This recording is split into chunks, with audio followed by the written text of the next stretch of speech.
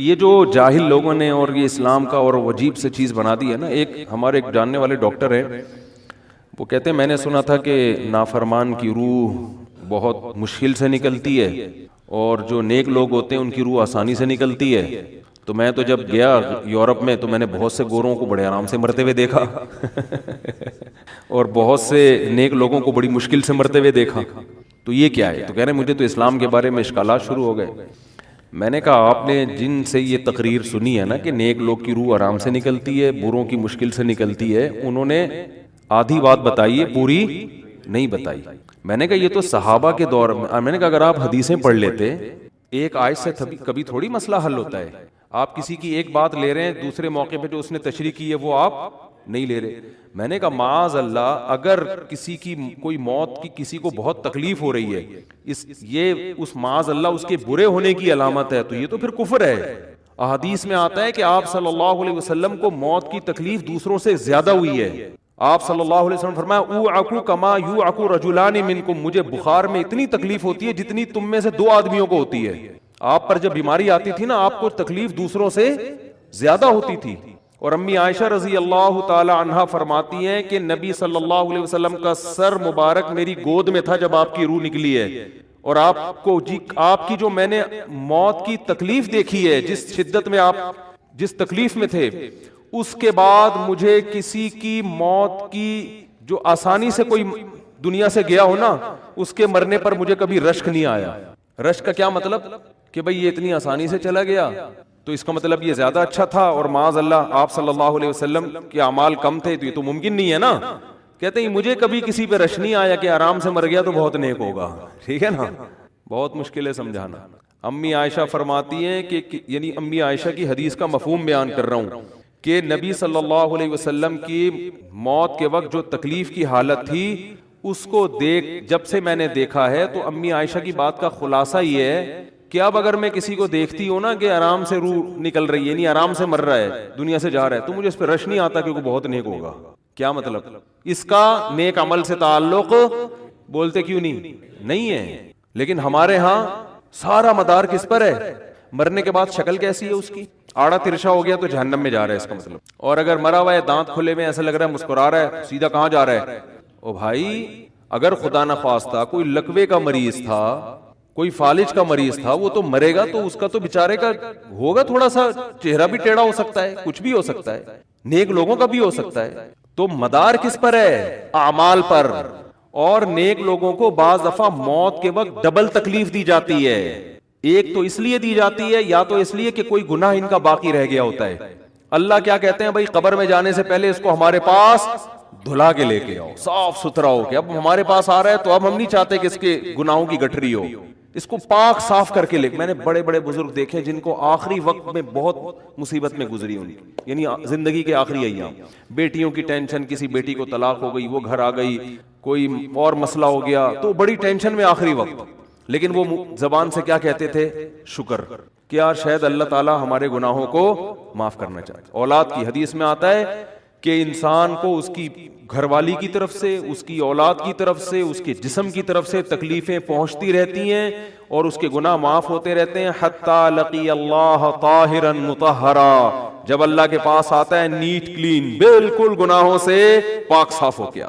لیکن یہ تکلیف وہ ہوتی ہے جس میں صبر کی توفیق بھی ملتی ہے، کیونکہ اللہ دے رہا ہے نا تکلیف، اور اللہ سزا کے طور پہ نہیں بلکہ کفارے کے طور پہ، تاکہ ہمارے پاس آئے تو صاف ستھرا ہو گئے. تو اس تکلیف میں پھر صبر کی توفیق، اس لیے علماء کہتے ہیں جس تکلیف میں صبر کی توفیق مل رہی ہے سمجھ لو یہ رحمت ہے. یہ کیا ہے؟ رحمت. یہ اللہ آپ کو بنانا چاہ رہا ہے کچھ. اب لوگ کہتے ہیں یہ والی تکلیف کیوں، وہ والی کیوں نہیں آئی ہے، یہ تو بہت زیادہ ہو گئی. تو بھائی اللہ سے کوئی نہیں لڑ سکتا، وہ جو دے رہا ہے وہ اس پہ صبر کرو. اسی کو کہتے ہیں تقدیر پر رضا، کہ جو اللہ نے مقدر کیا ہے بس ہم اس پہ کیا ہیں، کوشش کریں گے اللہ سے عافیت مانگیں، اے اللہ ہمیں تکلیفیں نہیں چاہیے، ہم تو ویسے ہی کمزور ہیں، ایسا نہ ہو تکلیف میں اور نافرمانی پہ نہ آ جائیں، ہمیں تو خوشیوں بھری زندگی چاہیے، اور اللہ ان خوشیوں میں شکر کی توفیق دے کے گناہ معاف کر دے. ٹھیک ہے نا؟ جیسے لوگ حکیم کے پاس جاتے ہیں، حکیم صاحب کے پاس دو طریقے ہوتے ہیں علاج کے. ایک طریقہ تو یہ کہ بھائی یہ کڑوی گولی ہے، 2-3 کھاؤ گے فٹ فاٹ ہو جاؤ گے، اس میں یہ بھی پرہیز، یہ بھی پرہیز، یہ بھی پرہیز. اور ایک طریقہ ہوتا ہے بھائی دودھ جلیبی کھاؤ، علاج لمبا ہو جائے گا لیکن وہ دوا میں کیا ہے؟ دودھ جلیبی. تو آپ کہتے ہو بھائی یہ دودھ جلیبی والا مجھے دے دو، ٹھیک ہے لمبا علاج کروا لوں گا، فائدہ دیر سے ہوگا، لیکن میں یہ کریلے کا جوس نہیں پی سکتا۔ تو ہم نالائق لوگ ہیں، شکر سے بھی انسان کے ترقی ہوتی ہے، تو اللہ سے یہ مانگنا چاہیے اللہ ہمیں نعمتیں دے، تکلیفوں سے بچا اور شکر کی توفیق دے تاکہ ہمارے درجات بلند ہو۔ تو شکر کے بھی تو بڑے فضائل ہیں نا، تو مانگنے تو کیونکہ عبدیت اور غلامی کا تقاضا یہ ہے کہ اللہ سے عافیت مانگی جائے، لیکن اللہ تکلیف دے دے تو اس پہ صبر۔ تو ہمارے نبی صلی اللہ علیہ وسلم کو ہاں یا تو اس لیے تکلیف ہوتی ہے گناہ معاف، یا اس لیے کہ درجات بلند۔ اللہ چاہتا ہے کہ بھئی یہ دنیا آزمائش کی جگہ ہے، جب آخرت میں آنا تو اتنا تجھے نوازوں۔ تو ہمارے نبی صلی اللہ علیہ وسلم جنت میں آخرت میں سب سے اعلیٰ مقام کس کا ہوگا؟ سید الانبیاء محمد صلی اللہ علیہ وسلم، حضرت آدم سے بھی زیادہ، نوح علیہ السلام سے بھی زیادہ۔ تو اللہ نے فرمایا کہ آپ کو پروٹوکول دینے کے لیے آخری جو اب آپ کا آخرت کا سفر ہے نا، اس میں مادی تکلیف آپ کو دوسروں سے زیادہ دی جائے گی۔ یہی وجہ ہے کہ حضرت فاطمہ رضی اللہ تعالی عنہ آپ کی چہیتی بیٹی، جب انہوں نے آپ صلی اللہ علیہ وسلم کی اس تکلیف کو دیکھا نا، جو موت کے وقت تکلیف تھی اور جو بخار کی شدت تھی، واہ کرب ابتا، فرماتی تھی ہائے میرے والد کا کرب، بہت زیادہ غمزدہ ہو گئی ان کو دیکھ کر کس قدر تکلیف میں ہے۔ تو آپ صلی اللہ علیہ وسلم نے فرمایا لا کرب علی ابیک بعد الیوم، کیسے تسلی کے جملے۔ اپنی بیٹی سے فرمایا ہے فاطمہ تیرے باپ پر آج کے بعد کوئی تکلیف، بولو لا کرب علی ابیک بعد الیوم، اس میں بھی آپ صبر کا پہلو تلاش کر رہے ہیں، شکر کا، بس یہ اللہ کی طرف سے آخری ہے۔ آج کے بعد اے میری بیٹی تیرے باپ پر کوئی تکلیف نہیں، اپنی بیٹی کو بھی تسلی دے رہے ہیں کہ غم ہلکا کر، بس یہ اللہ کی طرف سے آخری ہے، آج کے بعد کوئی تکلیف نہیں ہوگی۔ تو ہمارے ہاں وہ بیچارہ تکلیف سے جا رہا ہے تو یار دیکھا آ گیا نا سامنے، لوگ کہنے یہ دیکھا ہم تو کہتے تھے بندہ ہی 2 نمبر ہے، اب آ گیا نا دیکھو کیسے مر رہا ہے۔ اور پیغمبروں کو تکلیف تو دی جاتی ہے، لیکن کوئی ایسا عیب نہیں ہوتا، ایسی بیماری نہیں ہوتی جو لوگوں میں معیوب سمجھی جاتی ہے، یہ نہیں ہوتا، کیونکہ پیغمبر اللہ کے قاصد ہیں، تو اللہ ان کو ہر لحاظ سے امت کو یہ بتانا چاہتے ہیں یہ میرے رسول ہیں، یہ میرے سفیر ہیں۔ تو کوئی بھی ایسی چیز جس کی وجہ سے لوگوں کو ان سے نفرت ہو، یا طبعی نفرت جو انسان کے اختیار میں نہیں ہوتی، تو اللہ ایسی بیماری اور ایسی تکلیف سے بچاتے ہیں ان کو۔ سمجھ میں آ رہی ہے بات؟ لیکن امتی کو ایسی تکلیف ہو سکتی، یہ جو ختم نبوت کے علماء کہتے ہیں نا مرزا غلام احمد بیت الخلاء میں گر کے مر گیا، تو بعض لوگ کہتے ہیں وہ تو بیت الخلاء میں تو فلاں بزرگ کا بھی انتقال ہوا تھا، فلاں کا بھی بزرگ کا ہو سکتا ہے، پیغمبر کا بیت الخلاء میں انتقال بولو نہیں ہو سکتا، کیونکہ پیغمبر کو اللہ ایسے عیب سے بچاتے ہیں کہ جو انسانوں میں عیب سمجھے جاتے ہیں۔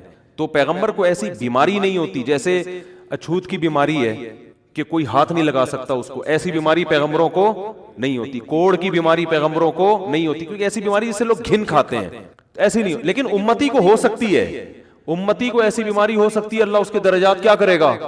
بلند کرے گا اس سے۔ مجھے ایک واقعہ کسی نے سنایا کہ ایک ہندو تھا، اس کو کوڑ کی بیماری تھی، کوڑ نہیں ہوتا گوشت گلنا شروع ہو جاتا ہے، تو یہ بیماری پھیلتی ہے، تو اس کے رشتہ داروں نے بالکل الگ کر دیا اس کو، وہیں سے کھانا پھینکتے ایسے کر کے۔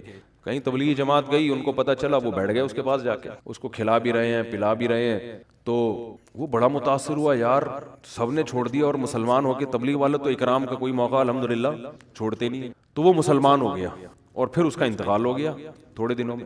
اب دیکھو اللہ نے جو اس کو کوڑ کی بیماری میں ڈالا، یہ بیماری اس کے لیے رحمت بن گئی کہ نہیں بن گئی؟ تو کفر کی حالت میں کوئی اچھا کام کیا ہوگا اس نے، اس کے بدلے میں اللہ نے اس کو کیا دے دیا؟ کوڑ کی بیماری۔ اب دنیا کہے گی یار عام کافر جو اچھے کام نہیں کرتے وہ تو فٹ فاٹ گھوم رہے ہیں، اور یہ تھوڑا بہت خیال کرتا تھا، اس کو اللہ نے کیا دے دیا؟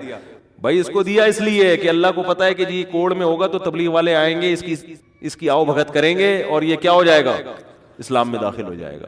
تو اللہ کے کام ہے، یہ اللہ ہی بہتر جانتا ہے۔ تو بعض دفعہ اللہ تکلیف میں ڈالتے ہیں تاکہ آپ کے گناہ دھل جائیں، تو اس لیے موت کی جو تکلیف ہے نا، اچھا اور عین ممکن ہے کوئی بہت بڑا بدماش ہو، بڑے آرام سے مر جائے وہ، اور مرنے کے بعد ایسی خوبصورت اسکن ہو جائے اس کی، کیونکہ اسکن کی اچھے یا برے ہونے کا تعلق موسم سے ہے، جینے، ٹھیک ہے نا؟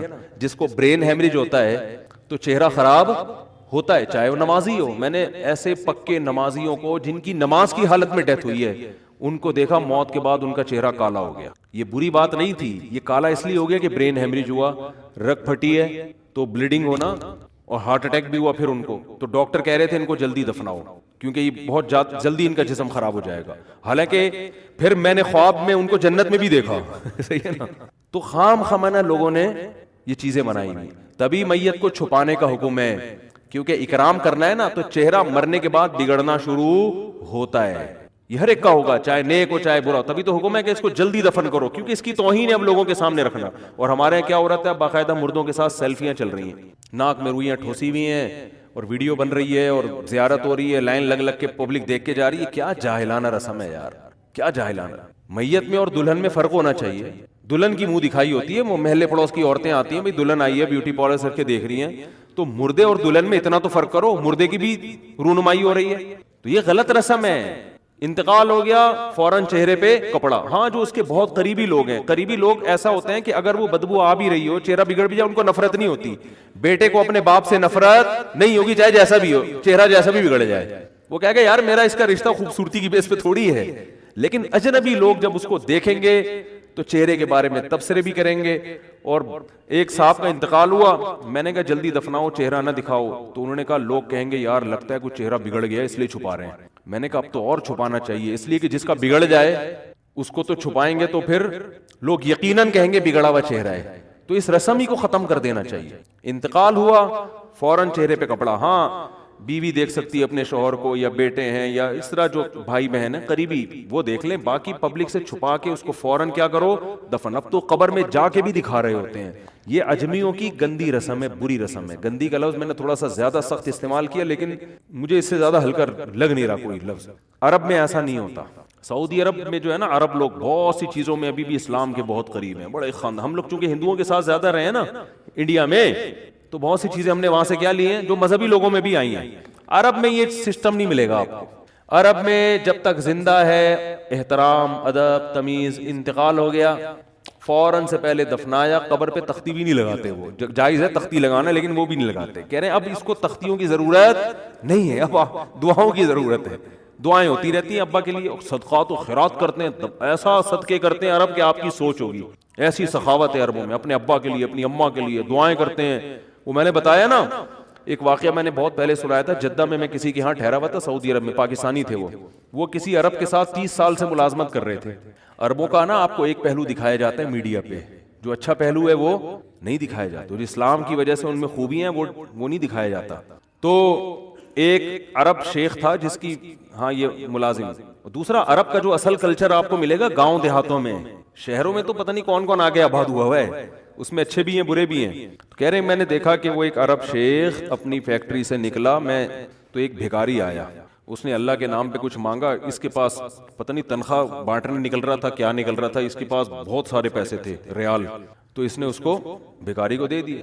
بھکاری کو جیسے دیے, بھکاری نے, اچھا یہ عرب بھی 80 سال کا بڈھا, تو اس بھکاری نے اس کے عربی کے ماں باپ کو دعائیں دینا شروع کر دی دل سے نا. وہ پاکستانی تھا, ہوا بڑا ڈیڑھ ہوشیار, دعائیں دی, اللہ کرے تمہارے ابا کی مغفرت ہو جائے, اللہ کرے. تو وہ عرب کو اتنا اچھا لگا, اس نے اور دے دی. پھر وہ شروع ہو گیا, اللہ کرے تمہارے ابا وہ پھر اور دے دی. کہہ رہے ہیں اتنے پیسے اس بھکاری کو دے دیے. میں نے کہا یار یہ تو لاکھوں پتی بن گیا ہے, سارے پیسے ختم ہو گئے اس کے پاس, اور وہ گھنا دعائیں دیتا جا رہا ہے. وہ جو گھنا تھا نا وہ کیا کر رہا ہے, وہ بھی گھنا بن کے طبیعت سے دعائیں دے رہا ہے. وہ رونا بھی آ جاتا ہے پاکستانیوں کو, آپ کو پتہ ہے. تو کہہ رہے ہیں وہ چلا گیا, پیسے ختم ہو گئے. اس عربی نے کہا اگر یہ میرے پاس اور بھی پیسے ہوتے نا, یہ دعائیں دیتا رہتا, میں پیسے.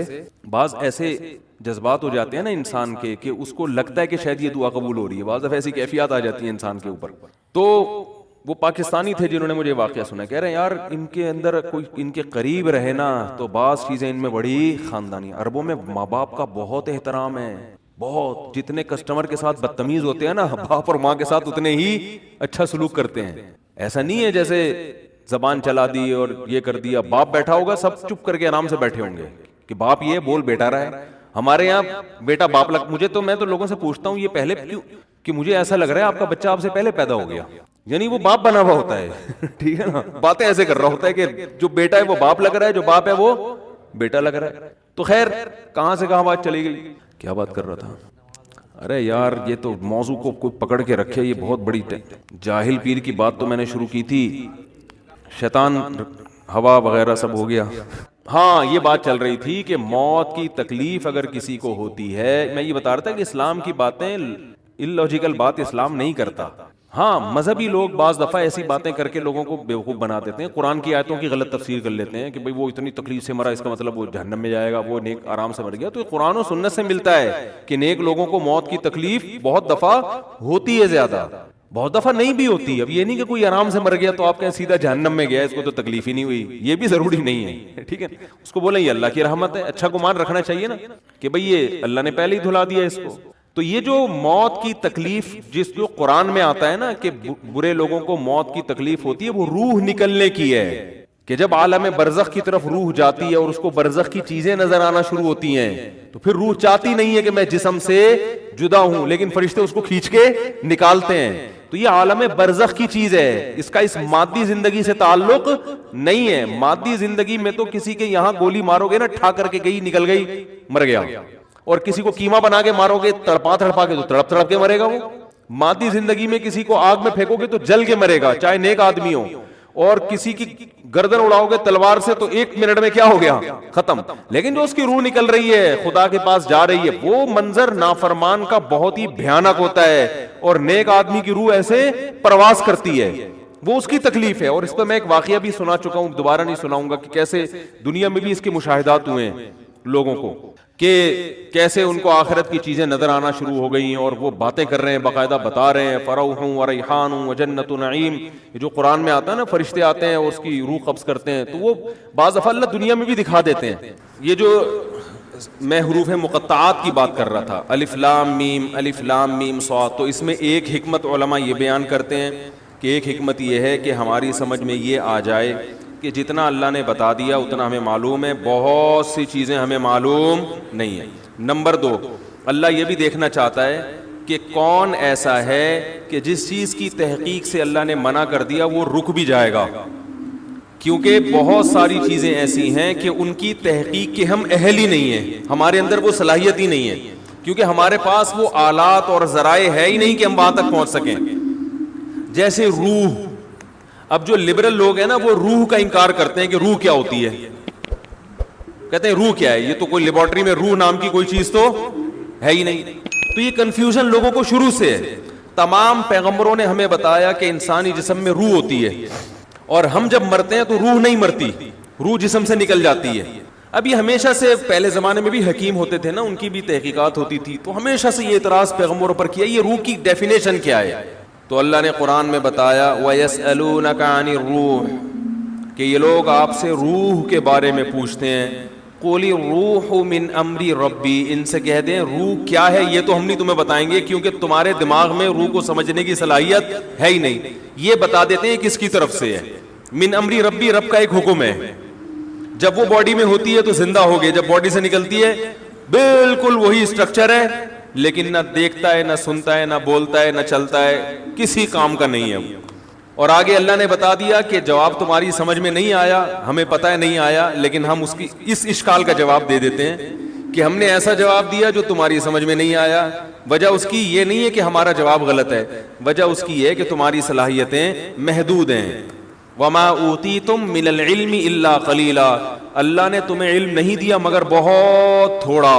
یہ جو انسان کائنات کو مسخر کر کے بیٹھا ہوا ہے اور کہہ رہا ہے میرے پاس اتنی نالج، میں نے یہ کر لیا، میں نے یہ کر لیا، اللہ کہتے ہیں یہ بہت تھوڑا ہے، اصل تو دیا ہی نہیں ہے۔ آج جو ریسرچ ہے نا، وہ جو چیزیں اس کائنات کے جو راز ہیں ان کے مقابلے میں وہ ریسرچ سمندر کے قطرے کے برابر بھی نہیں ہے، سمندر جیسے سمندر کے مقابلے۔ اب آپ دیکھیں آج سے 150 سال پہلے جو سائنسدانوں کی ریسرچ تھی وہ سمجھتے بہت ریسرچ ہو گئی ہے، ایسا ہی ہے نا، وہ سمجھتے تھے بہت تحقیق ہو گئی ہے۔ اب اگر کوئی پرانے زمانے کا سائنسدان ہے بولے بھائی ہم تو بالکل ہی فارغ تھے، ہمیں تو کچھ پتہ ہی نہیں تھا، ایسا ہی ہے نا، تو ایسے ہی 200 سال کے بعد ہمیں بیوقوف سمجھیں گے، وہ بولیں گے یار یہ 4G استعمال کرتے تھے، اتنے بیوقوف لوگ۔ یہ ایسا ہی ہے جیسے ہم جہاز میں بیٹھتے ہیں تو گدھے پہ جو جا رہے ہیں ہم اس کو بیوقوف سمجھتے ہیں نا، ارے یہاں بیٹھے اور 2 گھنٹے میں سعودی عرب اتر گئے، اور ایک آدمی گدھے پہ بیٹھ کے آ رہا ہو تو ہم کہیں گے نا یار یہ کیسے لوگ ہیں، گدھے پہ تو کئی سال لگ جائیں گے اس کو، اور اس دوران گدھا مر چکا ہوگا، دوسرا گدھا لینا پڑے گا، ٹھیک ہے۔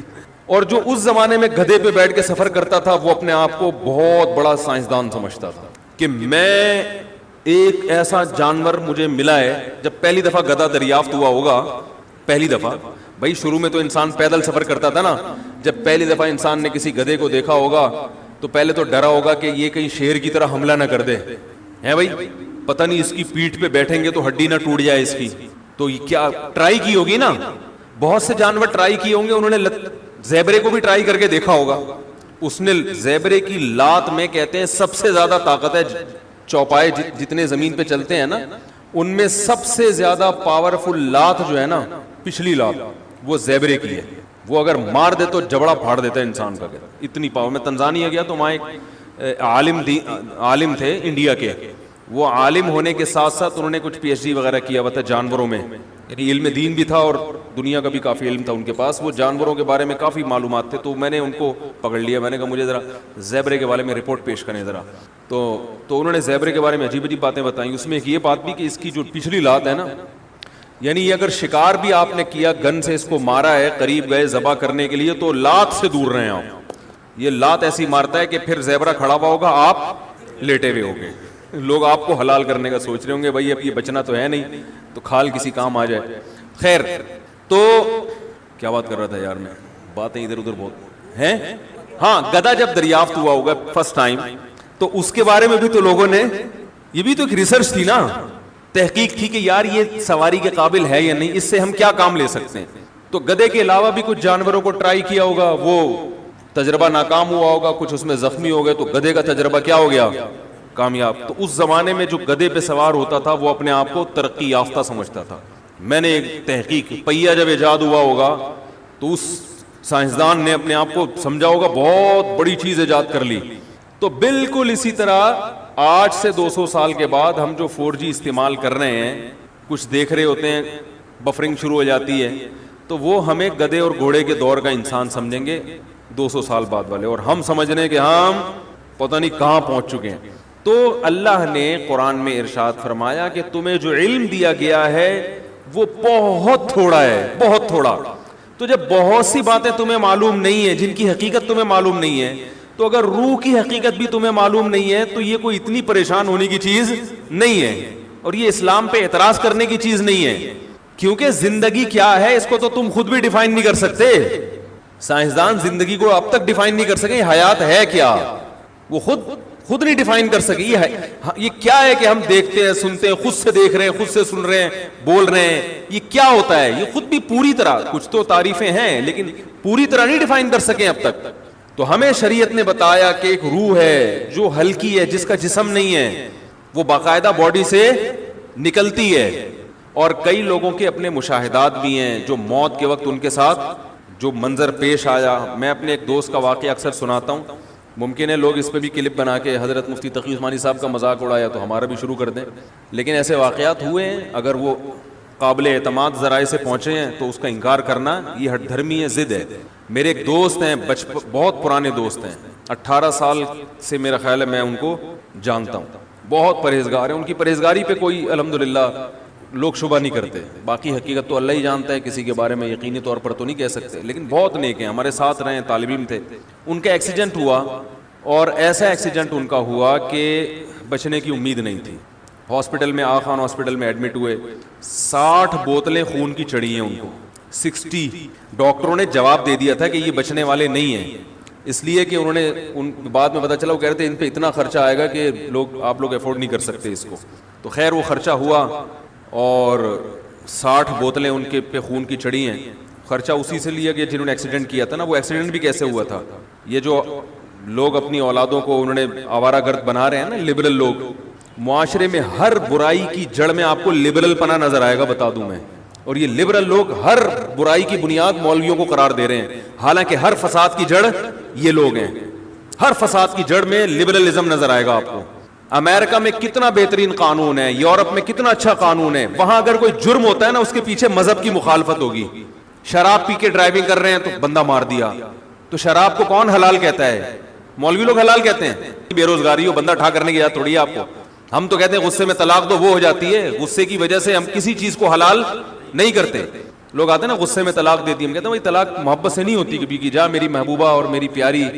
تو غصے کا تو مطلب ہی ہے کہ کنٹرول کرو. قرآن میں اللہ نے جگہ جگہ فرمایا والکاظمین الغیظ, اہل جنت کی علامت ہے غصے کے کڑوے گھونٹ کو نگلتے ہیں.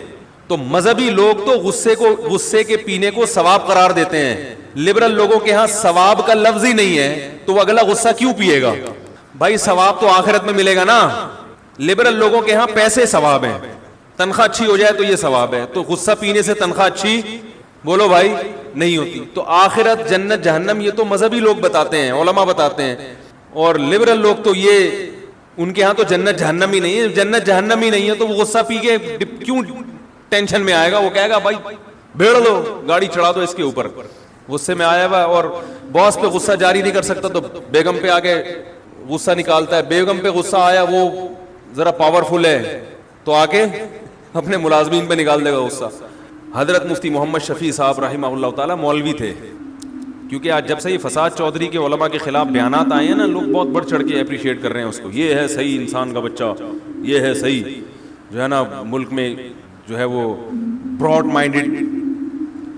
تو میں حضرت مفتی محمد شفیع صاحب رحمہ اللہ تعالیٰ لکھا ہوا ہے تحریر میں کہ جب مجھے اپنی اولاد پہ غصہ آتا ہے نا تو میں اس وقت ان کو کچھ نہیں کہتا, اس لیے کہ اس بات کا خوف ہوتا ہے کہ غصے میں کہیں حد سے تجاوز نہ کر جاؤں. اندازہ لگاؤ یار, جن لوگوں کے دل میں آخرت کا خوف ہے, حالانکہ اولاد تو ویسے بھی اپنے کنٹرول میں ہوتی ہے, اور پھر وہ بچے بھی ماشاءاللہ مفتی تقی عثمانی صاحب جیسے جب وہ چھوٹے تھے, لیکن کیا کہتے ہیں جب غصہ ختم ہو گیا پھر بلا کے اگر مارنا ہے تو جو بھی اعتدال کے ساتھ مارا جائے گا تو وہ بھی اس میں پھر اعتدال رہتا ہے. غصہ آیا تو انسان کہتا ہے چپیڑ دو بس اس کو, ٹھیک ہے نا, ایسی کی تیسی کر دو. اتنا کنٹرول, کیونکہ یہ نبی نے سکھایا ہے. لبرل لوگوں کے پاس غصے کو کنٹرول کرنے کا, وہ موٹیویشنل اسپیکر تو ہیں لیکن وہ صرف ہوائی باتیں ہیں ان کی.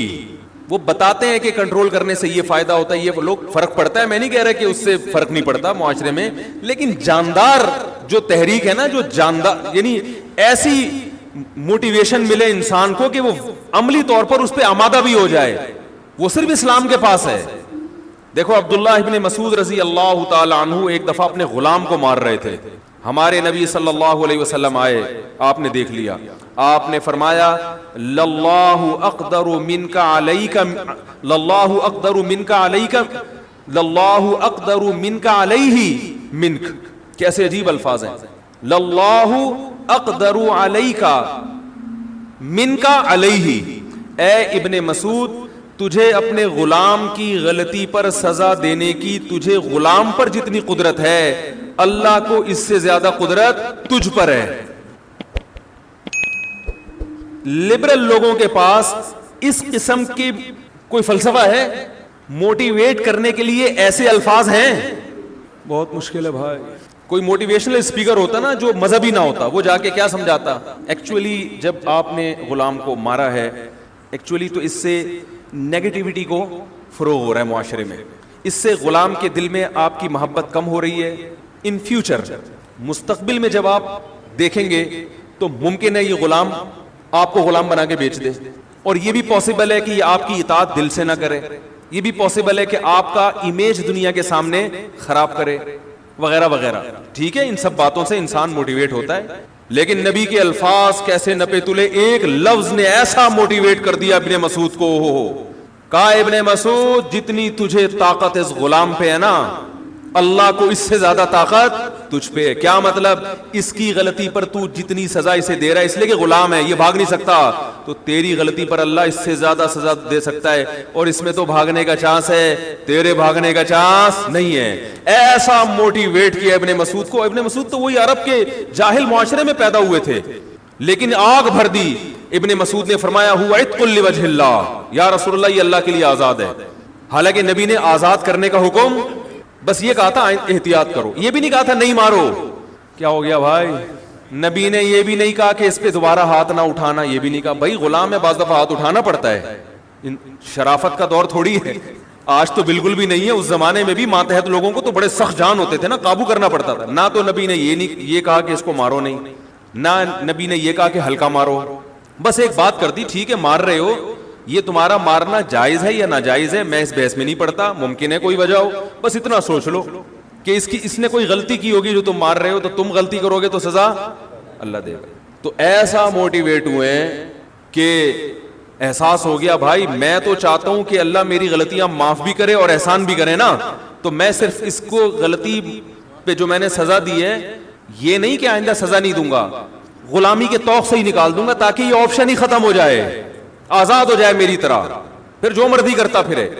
غلام کروڑوں, اس زمانے میں سب سے قیمتی مال غلام ہوتا تھا. آج اگر کسی کے پاس پراڈو ہے نا یا طارق روڈ میں دکانیں ہیں, وہ اتنی قیمتی نہیں تھی کیونکہ انسان پورا کنٹرول میں ہے نا, اس آدمی کی عزت ہوتی تھی جس کے غلام ہوتے تھے.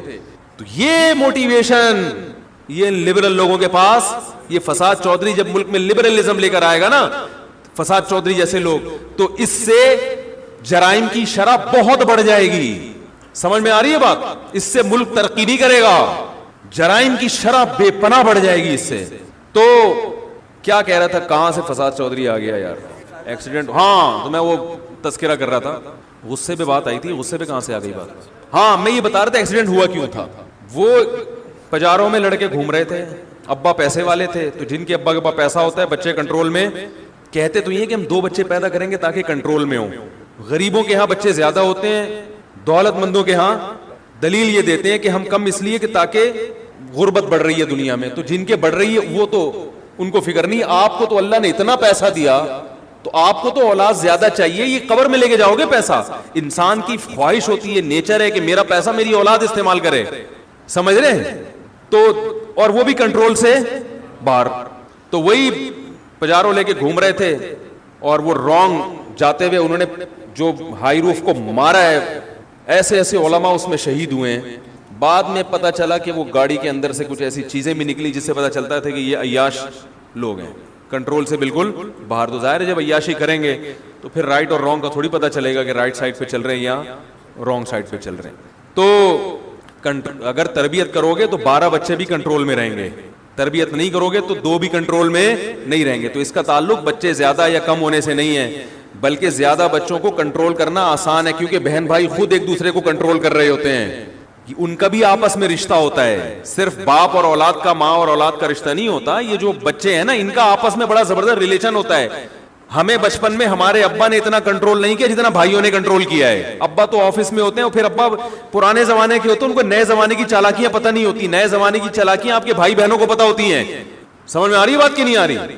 ابا نے اپنا اب زمانہ اتنی اسپیڈ سے چینج ہو رہا ہے نا کہ بھائیوں کو پتا ہوتا ہے کہ بھائی ہمارا بھائی کہاں سے بگڑ سکتا ہے, کون کون سے ذرائع. ابا کو نہیں پتا ہوتا. تو وہی ہے, اٹھا کر پھینک دو باہر گلی میں, نہیں تہذیب کرنے کے اندر. جلدی جلدی پڑھ رہا ہوں تاکہ وہ شعر میں ٹائم نہ لگے نا. تو وہ ان کے 60 بوتلیں چڑھی خون کی, تو بالکل مرنے لگے تھے. تو انہوں نے مجھے اپنا واقعہ خود سنایا. کہتے ہیں کہ میرے ساتھ یہ منظر ہوا کہ جب مجھے ہاسپٹل میں لایا گیا تو بالکل بلڈ نکل چکا تھا. بعض لوگ تو یہ سمجھ رہے تھے ایکسپائر ہو چکے ہیں, جان نکل گئی ہیں. اب خود سوچو 60 بوتلیں جس کو چڑھی ہوں گی کیا بچا ہوگا خون. تو کہتے ہیں میں نے یہ دیکھا کہ میں لیٹا ہوا ہوں اور میرے ارد گرد میرے رشتہ دار کھڑے ہوئے, وہ کھڑے ہوئے تھے حقیقت میں بھی, ان کے والدہ بھائی وغیرہ. کہتے ہیں میں نے یہ منظر اپنی آنکھوں سے دیکھا کہ چھت کھلی ہے اور ایک سفید لباس میں ایک بہت خوبصورت فرشتہ آیا ہے انسانی شکل میں. تو میں اپنے رشتہ داروں سے چیخ چیخ کے کہہ رہا ہوں کہ یہ میرے نلکیاں نکال دو, میری موت کا وقت آ چکا ہے. میں چیخ رہا ہوں لیکن میری آواز وہ سن نہیں رہے. ایک کیفیت انسان کی ایسی ہوتی ہے کہ جب وہ نیند اور جاگتی حالت کے درمیان میں ہوتا ہے, بالکل بٹوین میں. مجھے پتا ہے اس موقع پہ بٹوین کا لفظ استعمال نہیں کرتے ہیں, اس پہ کلپ آ جائے گا, ان کو اتنی بھی انگلش نہیں آتی. یہ میں ویسے ہی تھوڑے سے چٹنی کباب کے طور پر ایسے لفظ استعمال کروں. وہ مجھے لوگ کہہ رہے ہوتے ہیں نا, میں نے درمیان میں رکھ دو, وہ کہتے ہیں یار کیا مطلب, میں کہتا ہوں بالکل بٹوین میں رکھ دو لے جا کے. ٹھیک ہے. تو وہ جو ہے میں نے, وہ کہتے ہیں کہ میں بتا رہا تھا کہ ایک حالت ہوتی ہے انسان کی, جاگتی حالت اور خواب کے درمیان میں, جہاں وہ کچھ خواب بھی دیکھ رہا ہوتا ہے اور کچھ اس زندگی سے بھی اس کا تعلق ہوتا ہے. تبھی آپ اس سے کچھ بات پوچھیں گے تو وہ جواب دے گا, مگر الٹے سیدھے جواب دے گا. غنودگی میں نا جواب دینا اس کی علامت ہے کہ وہ آپ کے سوال کو سن رہا ہے, اور غلط جواب دینا اس کی علامت ہے کہ آدھا یہاں ہے آدھا کہیں اور ہے. ایسا ہوتا ہے نا غنودگی میں. تو بعین ہی اسی طرح ہمیں قرآن و سنت سے پتہ چلتا ہے کہ انسان کے جب مرنے کا وقت آتا ہے تو ایک کنڈیشن تو یہ ہے کہ پورا اس دنیا میں, ایک کنڈیشن ہے پورا برزخ میں, اور ایک درمیانی کنڈیشن ہوتی ہے جس میں آدھا ادھر ہوتا ہے اور آدھا برزخ میں. یہ سب پر آتی ہے کنڈیشن. یہ وہ وقت ہے جب توبہ قبول نہیں ہوتی. یہ جو قرآن میں آتا ہے نا کہ کیونکہ توبہ قرآن میں آتا ہے اور حدیث میں بھی آتا ہے کہ اس وقت توبہ قبول نہیں ہوتی. حالانکہ اب یہ توبہ قبول ہونا نہ ہونے کی یہ لفظ اس کی علامت ہے کہ کچھ دنیا میں بھی ہے, کیونکہ برزخ میں تو بہرحال توبہ قبول نہیں ہوتی نا. تو پتہ چلا ابھی توبہ کا آپشن ہے اس کے پاس, یعنی آپشن کا مطلب توبہ پر قدرت ہے, کیونکہ ابھی تھوڑا سا اس دنیا میں یہ موجود ہے, لیکن کچھ وہاں جھانکنا شروع کر دیا اس نے. اب چونکہ وہ آخرت کا منظر دیکھ لیتا ہے اپنی آنکھوں سے کہ میں مر کے مٹی نہیں ہو رہا, میں ختم نہیں ہو رہا, بلکہ ایک جہاں سے دوسرے جہاں میں میری روح شفٹ ہو رہی ہے. تو اس وقت جو منظر جب وہ دیکھتا ہے اپنی آنکھوں سے کچھ یہاں اور کچھ وہاں, تو اس کو سکرات موت کہتے ہیں. اس کو کیا کہتے ہیں؟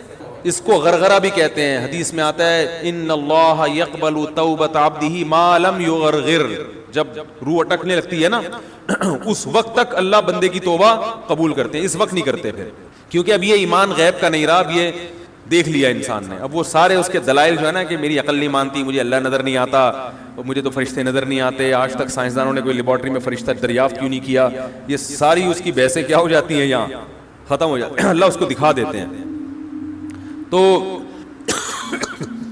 تو وہ کہتے ہیں کہ میں نے دیکھا کہ اس کنڈیشن میں ہوں میں, اور میں نے دیکھا کہ چھت کھلی ہے, میں چیخ رہا ہوں کہ بھائی ہٹ جاؤ, میری موت کا وقت آ گیا, یہ نلکیاں نکال دو. کیوں؟ اور وہ فرشتہ قریب آتا جا رہا ہے. کہہ رہے وہ قریب آتے آتے آتے آتے اس میں خوشبوئیں, بڑا خوبصورت اس کا چہرہ, بڑا نورانی اس کا سفید لباس اس کا. تو کہہ رہے ہیں اب دیکھو دینداری ہے نا, تو ہر وقت اللہ کی رضا کی فکر کہ اس موقع پر کیا کرنا ہے. کہہ رہے میں سوچ رہا اس موقع پر نبی کی کیا سنت ہے. تو فوراً خیال آیا نبی صلی اللہ علیہ وسلم نے آخری عمل جو کیا تھا وہ مسواک کا کیا تھا. دیکھو اسلام میں صفائی کی کیا ویلیو ہے یار, دنیا سے جانے سے پہلے دانت صاف کر کے جا رہے ہیں بھائی. کیا ہو گیا بھائی؟ میں حیران اس لیے ہو رہا ہوں کہ ہم اپنے حالات دیکھ لیں نا. سنتے تو ہیں یہ جو گٹر ابل رہے ہیں, یہ دنیا سے جانے, یہ تو بالکل زندگی میں ہیں, بلکہ اس کی وجہ سے دنیا سے جا رہے ہیں لوگ. بیماریاں پھیل رہی ہیں, کچھ گٹر میں ڈوب کے ہلاک ہو رہے ہیں, کچھ گر کے ہلاک ہو رہے ہیں, پتہ نہیں کتنے بچے غائب ہیں. اللہ معاف فرمائے, ہمارے محلے میں جہاں میں رہا کرتا تھا ایک بچہ صبح سے غائب ہوا, 6-7 سال کی عمر. اعلانات ہو رہے ہیں مسجدوں میں. مغرب میں کسی نے کہا یار یہ گٹر کھول کے دیکھو, کیونکہ گٹر کا ڈھکن جو ہے نا ایسے تھا کہ وہ یعنی ایسے جھولتا تھا. تو وہ 6 سال کا بچہ جب گٹر کا ڈھکن ہٹایا اندر مرا ہوا پڑا ہوا ہے. کیا ماں باپ پہ گزری ہوگی, بیچارہ کب سے چیخ رہا ہوگا اندر. تو ڈھکنوں کی یہ حالت ہے. تو ادھر نبی صلی اللہ علیہ وسلم فساد چودھری کو چاہیے ان چیزوں کو فوکس کرے. بولے بھائی اسلامی کنٹری ہے تو ہم حقیقی معنوں میں اس کو اسلامی ملک بنائیں گے. سب سے پہلے ہم اسلام میں طہارت کا حکم ہے تو صفائی مہم سے ہم شروع کرتے ہیں. ایسی باتیں کرو گے ہم آپ کو سینے سے لگائیں گے, ہم آپ کو گلے لگائیں گے. جب بیٹھے گے الٹی, ہر 4 دن میں کوئی نہ کوئی نئی الٹی بات آ رہی ہوتی ہے. تو کام دھیلے کا نہیں ہے کام دھیلے کا نہیں ہے, اور باتیں الٹی. 1980 میں مدارس بنا دیے تھے تو یہ کر دیا تھا. تو بھائی ٹھیک ہے بن گئے تھے مدارس, وہ تو پہلے سے بنے ہوئے ہیں. ضیاء الحق نے اور تھوڑی ترقی دے دی. تو آپ یہ کہو بھائی مدارس, اور ضیاء الحق نے ترقی کا مطلب فنڈ کچھ نہیں دیا تھا. آج تک کسی گورنمنٹ نے مدارس کو ایک دھیلا بھی نہیں دیا ہے. حساب لیا ہے کہاں سے آ رہا, اور پریشان ہوئے ان کے بعد آتا کہاں سے ہے. پھر پتہ چلتا لوگ دیتے ہیں. تو لوگ اس لیے دیتے ہیں کہ لوگوں کو آپ پر اعتماد نہیں ہے, لوگوں کو مدارس پر اعتماد ہے. اگر آپ اپنا اعتماد بحال کر لو تو لوگ بھی آپ کو بھی دیں گے انشاءاللہ. اعتماد ہی نہیں ہے لوگوں کو, پتہ نہیں کھا جائیں گے, کیا کریں گے لوگ. تو زکاتیں بینکوں سے نکال لیتے ہیں لوگ, حکومت کو لوگ زکات نہیں دیتے. تو آپ یہ کہتے بھائی ہم نے یہ دو مولویوں نے مدارس تو آباد کر دیے, یہ ان کا بڑا کمال ہے کہ انہوں نے مدارس آباد کیے. ہماری ذمہ تھا کہ ہم یونیورسٹیوں کو آباد کرتے, اس میں ہم پیچھے رہ گئے, تو ہمیں شرمندگی ہے, ہم یونیورسٹیوں کو بھی کیا کریں گے آباد. ایسی باتیں کرتے, ہم کہتے ہیں ماشاءاللہ سبحان اللہ. پھر کہتے بھائی تو یہ پازیٹیوٹی پھیلائیں گے تو بھائی ہم بھی آپ کا ساتھ دیں گے. الٹی باتیں پھینکتے رہو گے بیٹھ کے. تو پہلے ہی ملک میں خلفشار اتنا ہے, آپس میں لڑائیاں جھگڑے پھڈے منفی سوچ, تو اور وہ سوچ بڑھے گی. تو بھائی مجھے تھوڑی دیر بعد بتا دیا کریں میں کہاں کھڑا ہوا تھا. تو فرشتہ آ رہا تھا, پہنچا تھا, یہ راستے میں تھا, پہنچا دیا تھا میں نے. اچھا وہ فرشتے کو چھت سے نیچے پہنچانے میں بہت ٹائم لگ گیا ہے. ایک دفعہ میں نے بیان کیا, بہت پرانا, یہ بہت پہلے کی بات ہے, اس وقت ریکارڈ نہیں ہوتا تھا. تو میں مثال دے رہا تھا سگنل سے نا. تو وہ بیان تھا میرا ماڑی پور میں, نیول کالونی میں. وہاں سے گلبائی ایک اڈا ہے, گلبائی تک پہنچتے ہیں تو تقریباً 15-20 منٹ لگ جاتے ہیں. تو میں مثال دے رہا تھا کہ سگنل پہ جب آپ گلبائی کے سگنل پہ جب آپ پہنچے تو دیکھو لال بتی ہوگی تو آپ رکو گے. تو میں سمجھاتے نا بہت لمبا بیان ہو گیا. تو ایک پٹھان دوست نے میرے کہنے لگے یار گلبائی آدمی 15 منٹ میں پہنچتا ہے, آپ نے 1.5 گھنٹے میں گلبائی پہنچایا ہے ہمیں. کہہ رہے ویسے ہم چلے جاتے ہیں نا تو 15 منٹ پہنچ جاتے ہیں, اور آپ ابھی گئے نہیں ہو, صرف بتا رہے ہو. تو بتانے میں آپ 1.5 گھنٹے میں گلبائی, تو آگے گلبائی سے آگے پھر شیرشاہ بھی ہے, ناظم آباد بھی ہے, وہ تو اور ٹائم لگے گا. تو وہ فرشتہ کہاں تک پہنچا تھا؟ اچھا قریب آ گیا تھا. تو وہ وہاں مسواک پہ بات آئی تھی, تو وہ انہوں نے, میں صفائی کی بات کر رہا تھا, تو انہوں نے کہا کہ کہتے ہیں میں نے کہا کہ بھائی فوراً کیا چاہیے؟ مسواک, تاکہ اب فرشتے کے یہاں تک پہنچنے سے پہلے میں کیا کر لوں, نبی صلی اللہ علیہ وسلم کی یہ سنت زندہ کر لو, مسواک کر لو. تو وہ کہہ رہے میں چیخ رہا ہوں, کوئی مجھے مسواک نہیں دے رہا. وہ فرشتہ آیا آتے کہہ رہے میں اس کی ناک میری ناک کے بالکل قریب پہنچ گئی, بالکل ابھی ٹچ ہونے والی تھی کہ اس نے ایسے نیگیٹو میں نا سر ہلانا شروع کر دیا, نہیں ہوتے ہوتے ریورس ہو گیا, وہ چلا گیا. اور کہہ رہے میں ہوش میں آ گیا. یعنی ہوش کا مطلب میں میرے حواس مکمل کیا ہو گئے, بحال ہو گئے. تو اور یہ اور بھی بہت لوگوں کے ساتھ واقعات ہوئے ہیں. ہماری نانی اس طرح کا ایک واقعہ سنایا کرتی تھی. تو بہت لوگوں کے ساتھ ممکن ہے یہ دماغی تخیل ہو, عین ممکن ہے, لیکن ہمیں جو شریعت نے جو بتایا وہ بالکل اسی طرح بتایا کہ ایسا ہوتا ہے. ان کے ساتھ سچی مچی میں ہوا ہے, یہ ان کو دماغ میں خلل ہوا تھا, یہ مجھے معلوم نہیں, لیکن یہ بھی تو ممکن ہے کہ یہ حقیقی واقعہ ہو, کیونکہ جب ایک چیز شریعت نے بتائی ہے کہ ایسا ہوتا ہے تو بھائی اگر کسی کے ساتھ ہو رہا ہے تو بلا وجہ اس کا انکار کرنے کی ضرورت نہیں ہے. جیسے شریعت نے بتایا قبر کا عذاب ہوتا ہے, بعض دفعہ وہ عذاب اللہ دنیا میں دکھا دیتے ہیں. اب اگر کوئی شخص کہہ رہا ہے میں نے اس عذاب کو اپنی آنکھوں سے دیکھا ہے, آپ اس کا مذاق اڑانا شروع کر دو, اور وہ آدمی بھی قابل اعتماد ہو, عین ممکن ہے وہ نہ دیکھا ہو, اس کا دماغی تخیل ہو, لیکن یہ بھی تو پاسبل ہے کہ دیکھا ہو. ہمارے ایک دوست نے ایک واقعہ سنایا تھا قبر کے عذاب کا, مجھے یقین نہیں تھا, میں نے کہا ایسا نہ ہو ان کے دماغ میں تخیل ہو. تو میں نے اس کی تصدیق کروائی, اس علاقے میں, اس گاؤں میں, اور لوگوں کو کال کر کے پوچھی ایسا ہوا, انہوں نے کہا ایسا ہوا ہے. تو پھر مجھے یقین آیا. وہ قبر بار بار نہ اس کو نکال کے باہر پھینک دیتی تھی, بندے کو ڈالتے تھے قبر میں. اس نے بہت سے علماء شہید کروائے تھے نالائق نے. اس کا جرم یہ تھا کہ وہ مخبریاں کر کے نا علماء کو قتل کرواتا تھا. اس مخبر کے ساتھ ایسا ہوا اس گاؤں میں. جب اس کو دفنایا ہے تو چلیں اب بات آئی گئی ہے تو پورا واقعہ سنا دوں. تو وہ جنہوں نے دفنایا نا, وہ ان سے میرا بھی تعلق تھا, میرے بیان سنتے تھے. تو مجھے آ کے انہوں نے واقعہ سنایا کہ ایسا کوئی مخبر تھا جو علماء کو شہید کرواتا تھا مخبریاں کر کے. تو جب اس کو دفنایا, کہہ رہے ہیں اس کے والد میرے پاس آئے, ہم لوگ کے پاس آئے. انہوں نے کہا کہ بھائی میں جب صبح جاتا ہوں تو میرے بچے کی جو لاش ہے نا وہ قبر سے باہر پڑی ہوئی ہوتی ہے, تو میں بڑا پریشان ہوں, کیا کروں. تو ہم پھر دفن کرتے ہیں تو اچھا قبر بالکل صحیح ہوتی ہے اوپر سے, اور وہ بندہ باہر ہوتا ہے, وہ دوبارہ بند ہو جاتی ہے قبر. تو ہم بڑے پریشان ہیں, کیا کریں. یہ کوئی شخص شرارت کر رہا ہے. تو کہہ رہے ہیں ہم نے کہا بھائی ہم تو نہیں کر رہے شرارت. کہا تو اگر دوسرا ہم شرارت کوئی کر بھی رہا ہوتا تو قبر کو کھودی بھی تو ہونا. تو تم, انہوں نے کہا پھر یہ مشورہ انہوں نے ان کو دیا کہ تم ایسا کرو, لڑکا جو قتل ہوا, جو مرا تھا نا, جو قبر میں تھا, جس کی لاش باہر, نوجوان تھا, وہ بڑا مخبر آدمی تھا, وہاں کے گاؤں کے لوگوں نے بتایا. تو اس کی لاش جب باہر پڑی ہوتی تو باپ اور بھائی کو لوگوں نے مشورہ دیا اس لڑکے کے کہ تم لوگ رات کو قبرستان میں جا کے بیٹھ جاؤ, پہرا دو کہ کون آتا ہے نکال کے جاتا ہے اور قبر کو پیک کر کے چلا جاتا ہے. تو وہ صاحب مجھے بتا رہے تھے کہ اگلے دن وہ چیختے ہوئے آئے ہیں, چیختے ہوئے, باپ اور بھائی جو ہے نا, کہہ رہے ہم نے رات کو منظر دیکھا کہ پہلے ہمیں رات جب اندھیرا ہوا ہے نا تو قبر کے اندر سے چیخنے کی آواز آئی, اور ہمارے سامنے قبر کھلی ہے تو ہم نے اس لڑکے کو دیکھا کہ آگ جل رہی ہے اس کی لاش پہ, اور وہ ایسے ایسے اپنے سر کو پیٹ رہا ہے. کہہ رہے ہم تو خوف کی وجہ سے بے ہوش ہو گئے, ہمیں نہیں پتا اس کے بعد کیا ہوا.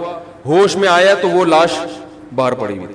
تو میں نے کہا یار پھینکو بھی دنیا میں کم نہیں ہوتے. تو میں نے پھر تصدیق کے لیے ایک دو لوگوں سے رابطہ کیا, انہوں نے بتایا کہ ایسا ہوا ہے ہمارے ساتھ. تو یہ جو ترکی کا جو تھا نا عطا ترک, وہ مصطفیٰ کمال کو میں اکثر بیچارے کو کمال عطا ترک جو ہے نا, تو وہ غلطی سے کئی دفعہ میں نے کمال عطا ترک کے چکر میں مصطفیٰ کمال کا واقعہ بیان کر دیا. وہ مصطفیٰ کمال کا نہیں ہے, وہ کمال عطا ترک ہے. تو بھائی مصطفیٰ کمال اگر سن رہے ہو تو پیشگی معذرت.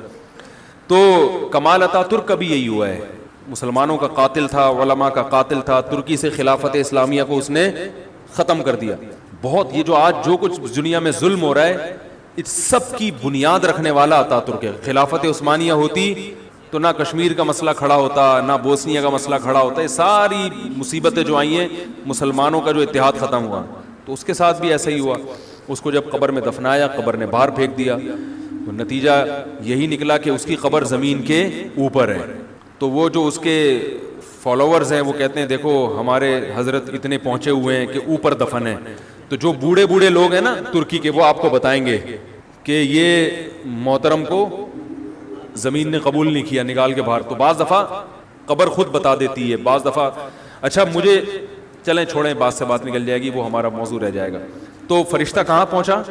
قریب, ہاں واپس چلا گیا تو فرشتہ, ٹھیک ہے. تو وہ بالکل قریب آ کے واپس چلا گیا. تو ایسا ہوتا ہے, بعض دفعہ ہوتا ہے, ایسے واقعات ہیں بہت سارے. تو اصل بات کیا چل رہی تھی جو میں یہ واقعہ یہاں پر لایا ہے؟ ہاں حروف مقطعات کی بات چل رہی تھی, روح کی بات چل رہی تھی, روح کی.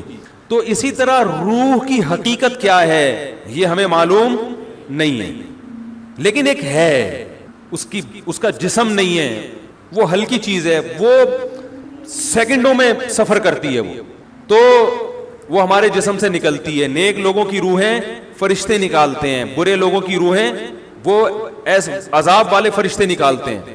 والنازعات غرقا والناشطات نشطا والسابحات سبحا, قرآن میں ہے نا, قسم ان فرشتوں کی جو روح کو سختی کے ساتھ نکالتے ہیں. والناشطات نشطا, قسم ان فرشتوں کی جو روح اور جسم کا بندھن صرف کھولتے ہیں. یعنی روح تو نکلنے کے لیے تیار ہوتی ہے. جب وہ آخرت کی چیزیں دیکھتا ہے نا انسان مرتے ہوئے, اور جنت کی اور وہ نعمتیں اس کو نظر آتی ہیں, تو روح تڑپتی ہے کہ میں اس جسم سے آزاد ہو جاؤں. لیکن آزاد ہو نہیں ہوتی. فرشتے صرف اس روح اور باڈی کا جو ایک گرہ ہے اس کو کیا کرتے ہیں, کھول دیتے ہیں, اور وہ آزاد ہو جاتی ہے, خوش ہوتی ہے. اور ایک روح وہ ہوتی ہے کہ وہ جب آخرت کے مناظر دیکھتی ہے تو وہ باڈی میں گھسنے کی کوشش کرتی ہے. تو فرشتے کیا کرتے ہیں, اس کو نزع کرتے ہیں, کھینچتے ہیں. اس کی ایک مثال دی ہے بعض صحابہ نے کہ جیسے مخمل کا کپڑا جھاڑیوں میں پھنس جائے, کتنا مشکل ہے اس کو نکالنا, تو ایسے برے آدمی کی روح کو گھسیٹ کے نکالا جاتا ہے.